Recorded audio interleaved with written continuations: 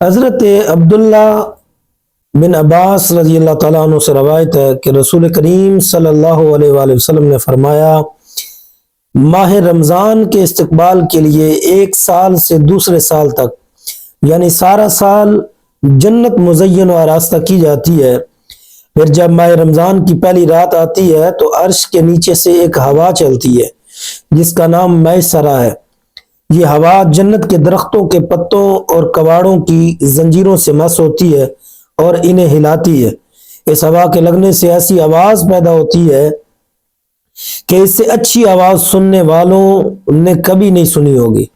پھر حوریں آراستہ ہو کر جنت کے جھرکوں میں آ کر کھڑی ہو جاتی ہیں اور آواز دیتی ہیں، کیا کوئی ہے جو ہمیں اللہ سے مانگ لے اور اللہ تعالیٰ ہم سے اس کا نکاح کر دے؟ پھر وہ رضوان جنت سے کہتی ہیں، آج کی رات کیسی ہے؟ رضوان جواب دیتا ہے، اے بے مثال حسینوں، یہ ماہ رمضان کی پہلی رات ہے۔ اللہ تعالیٰ فرماتا ہے، محمد صلی اللہ علیہ وآلہ وسلم کی امت میں سے روزہ داروں کے لیے جنت کے دروازے کھول دیے گئے ہیں۔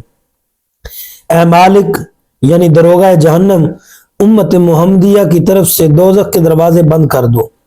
اے جبریل امی، زمین پر جاؤ اور شیطان کو قید کر دو، انہیں زنجیروں سے جکڑ دو، انہیں سمندر کے گردابوں میں پھینک دو تاکہ میرے حبیب محمد مصطفیٰ صلی اللہ علیہ وآلہ وسلم کی امت کے روزہ کو خراب نہ کرے۔